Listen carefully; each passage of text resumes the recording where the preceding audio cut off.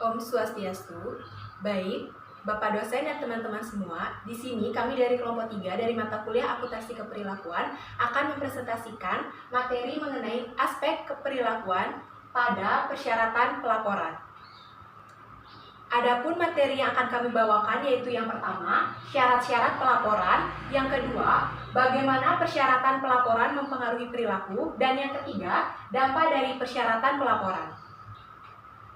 Sebelum itu, izinkan kami memperkenalkan diri kami terlebih dahulu. Ada saya Pringgita dan 3 rekan saya, yaitu yang pertama Mita Chandra Dewi, lalu Indah Wiranti, dan selanjutnya Eka Widiantari. Baik, adapun materi yang pertama yang akan saya bawakan yaitu mengenai syarat-syarat pelaporan. Jadi, kegagalan dalam organisasi banyak disebabkan oleh kurang tertatanya komunikasi yang terjadi pada organisasi tersebut. Komunikasi yang tidak efektif adalah akar utama dari permasalahan organisasi tersebut. Komunikasi yang tidak efektif itu akan menyebabkan tidak adanya jalinan komunikasi yang baik. Tentunya, komunikasi yang efektif antara atasan dan bawahan menjadi faktor yang terpenting bagi pencapaian organisasi tersebut. Dari konteks akuntansi, intisari dari proses akuntansi tersebut adalah komunikasi atas informasi yang memiliki implikasi keuangan atau manajemen itu sendiri. Oleh karena pengumpulan dan pelaporan informasi menggunakan sumber daya, biasanya hal tersebut tidak dilakukan secara sukarela, kecuali pelapor, yakni bahwa hal ini akan mempengaruhi penerima untuk berperilaku sebagaimana yang diinginkan oleh pelapor. Baik, presentasi selanjutnya akan dilanjutkan oleh teman saya. Baik, saya Paramita, NIM akhir 021. Di sini saya akan melanjutkan presentasi dari teman saya dan saya akan membawakan materi mengenai bagaimana persyaratan pelaporan mempengaruhi perilaku. Jadi di sini gagasan mengenai persyaratan pelaporan itu mempengaruhi perilaku bukan merupakan sesuatu hal yang baru dan unik bagi akuntansi dan manajemen. Di sini saya akan membawakan beberapa subbab, yaitu yang pertama yaitu antisipasi penggunaan informasi. Jadi di sini, jika pengirim mengantisipasi adanya suatu reaksi yang tidak menyenangkan terhadap informasi mengenai perilaku mereka saat ini, mereka itu akan memodifikasi informasinya sedemikian rupa sehingga informasi yang dilaporkan itu dapat mencerminkan atau menimbulkan reaksi yang diinginkan. Nah, poin yang kedua yaitu dalam konteks manajemen, pengirim itu seringkali dianggap bertanggung jawab untuk mengendalikan hal-hal yang juga dipengaruhi oleh faktor lain yang dapat dikendalikan oleh pengirim. Nah, sebab kedua yang akan saya jelaskan di sini mengenai prediksi pengirim mengenai penggunaan pemakai. Nah, kadangkala penerima itu menyatakan secara jelas bagaimana mereka menginginkan pengirim untuk berperilaku. Namun, seringkali mereka tidak menginginkan atau mungkin menginginkan banyak hal yang sulit untuk dicapai secara simultan. Jika setiap orang itu selalu jujur tentang bagaimana mereka akan menggunakan informasi yang dilaporkan, maka akan terdapat sedikit kemungkinan atau tetap ada kemungkinan bahwa informasi tersebut akan digunakan dalam cara yang tidak dimaksudkan ketika pertama kali informasi tersebut diminta.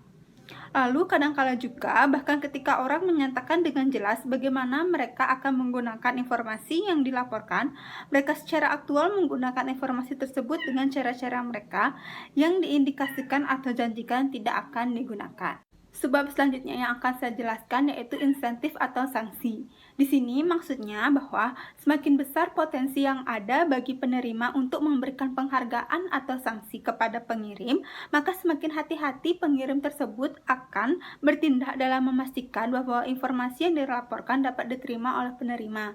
Di sini dapat dicontohkan bahwa mahasiswa itu kemungkinan besar akan mengerjakan tugas yang diketahui bakalan dikumpul atau akan dinilai dibandingkan dengan tidak. Padahal manfaat dari kedua kasus tersebut adalah sama. Sebab terakhir saya jelaskan yaitu tentang penentuan waktu. Waktu merupakan faktor yang penting dalam menentukan apakah persyaratan pelaporan akan menyebabkan perubahan dalam perilaku pengirim atau tidak.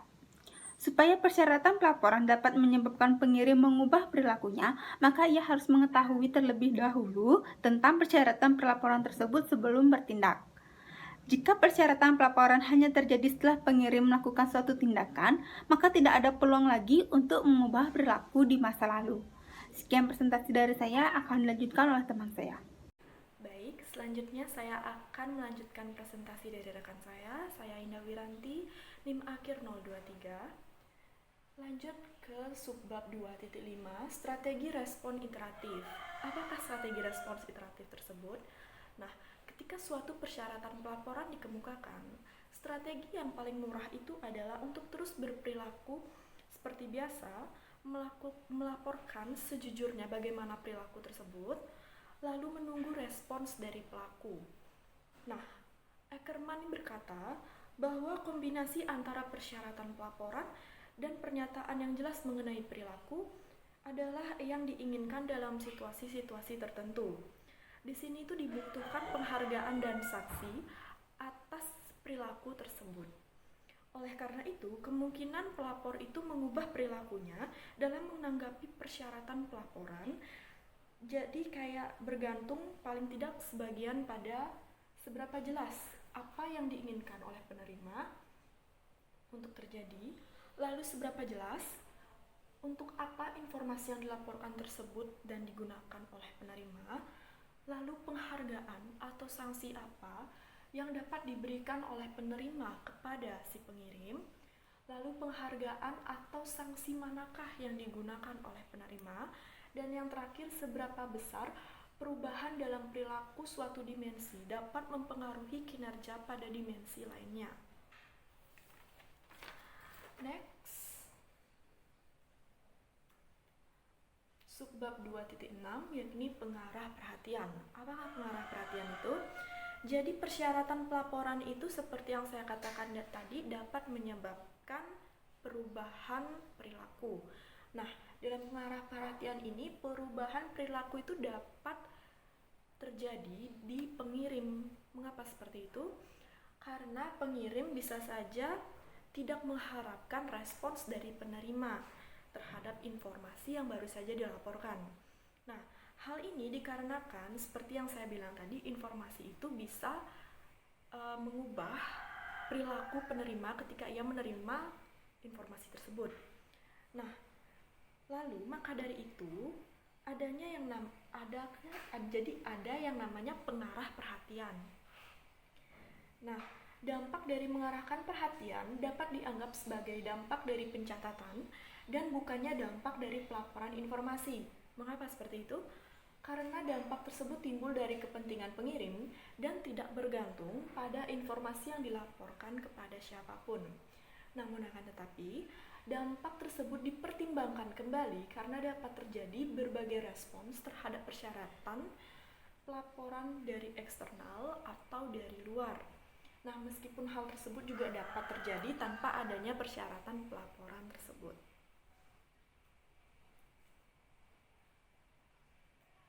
Baik, next kita lanjut ke materi terakhir, bab terakhir, yakni dampak dari persyaratan pelaporan. Nah, dampak dari persyaratan pelaporan itu bisa mempengaruhi bidang akuntansi dengan beberapa bidang-bidang lagi yang dalam akuntansi seperti akuntansi keuangan, akuntansi manajerial, akuntansi perpajakan, dan akuntansi sosial. Nah, kita lanjut.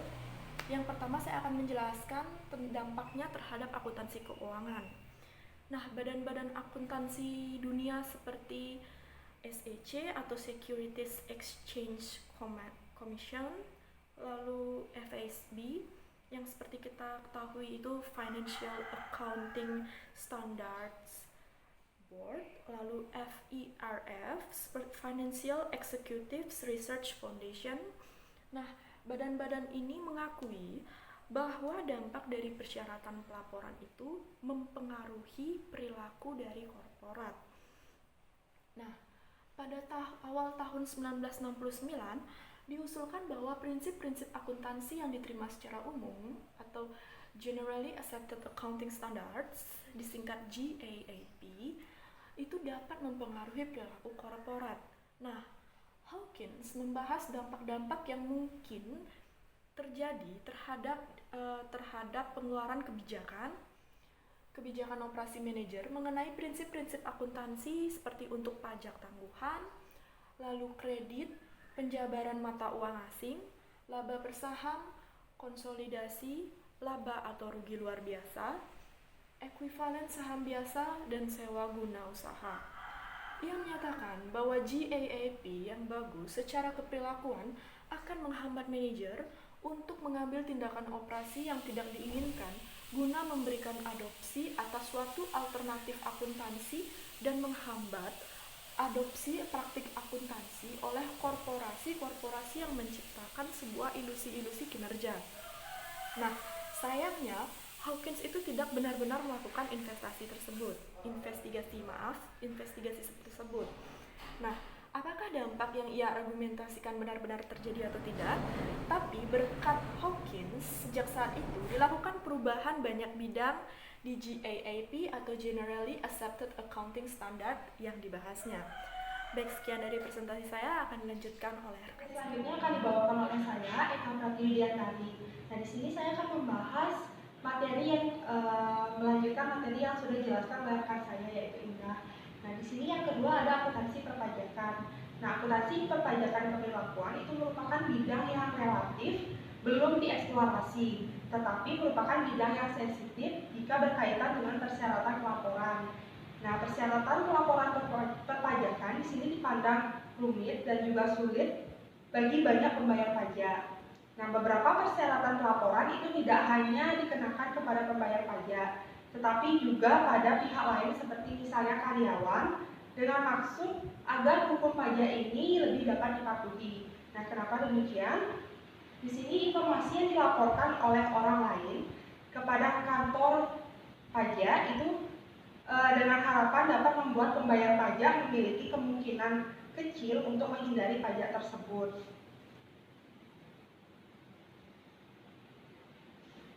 Baik, lanjut yang ketiga ada akuntansi sosial. Nah, akuntansi sosial di sini itu bagi publik relatif sedikit dan kebanyakan riset mengenai hal ini itu berkaitan dengan dampak terhadap penerima dari informasi yang dilaporkan. Nah, karena akuntansi sosial di sini bersifat sukarela, maka tidak terdapat dampak apapun terhadap pelaporan. Nah, meskipun demikian, masih terdapat dampak pelaporan secara sukarela.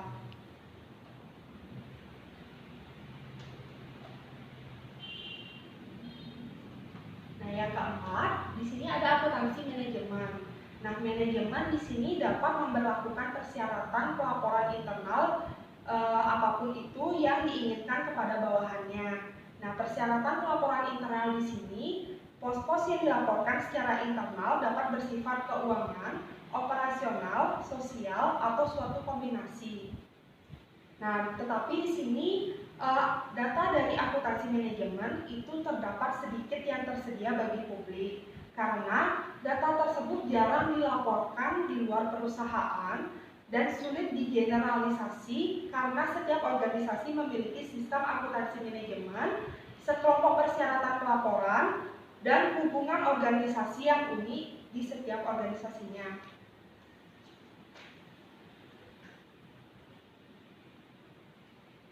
Baik, yang terakhir ada penilaian dampak terhadap pengirim informasi. Nah, di sini terdapat banyak cara untuk menilai dampak dari persyaratan pelaporan terhadap pengirim informasi. Cara yang paling umum itu adalah pengambilan keputusan deduktif yang melibatkan keputusan secara hati-hati mengenai bagaimana persyaratan pelaporan akan berinteraksi dengan kekuatan motivasi lainnya guna membentuk perilaku manajer. Nah, teknik ini sebaiknya selalu digunakan sebelum memberlakukan persyaratan pelaporan. Nah, cara ini itu termasuk cara yang sederhana, murah, dan juga cepat untuk mencoba memprediksi dampak dari persyaratan pelaporan sebelum persyaratan tersebut ditetapkan. Nah, metode lain itu adalah dengan menanyakan kepada pelapor mengenai perilaku mereka. Nah, biasanya cara ini dilakukan dengan melakukan survei. Nah, metode ini itu hanya memberikan apa yang rela dan mampu untuk diberikan oleh pelapor kepada kita mengenai persepsi mereka sendiri atas perilaku dan reaksinya terhadap persyaratan pelaporan. Nah, sehingga kelemahannya di sini adalah respon ini tidak terlalu mencerminkan perilaku mereka secara akurat. Nah, di sini pelapor dapat saja dengan sengaja berbohong. Nah, mereka juga dapat memiliki persepsi yang tidak akurat atas perilakunya. Nah, di sini cara untuk memastikan mengenai apakah persyaratan pelaporan mengubah perilaku pelapor itu adalah dengan mengamati perilaku dengan atau tanpa persyaratan pelaporan.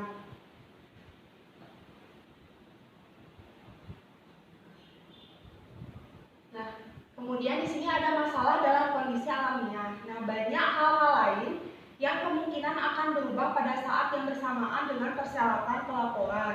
Nah, hal ini menyulitkan untuk menentukan apakah penyebab dari perilaku yang diamati itu adalah karena persyaratan pelaporan atau karena satu atau lebih dari faktor lainnya. Nah, baik, sekian presentasi dari kelompok kami. Terima kasih atas perhatiannya.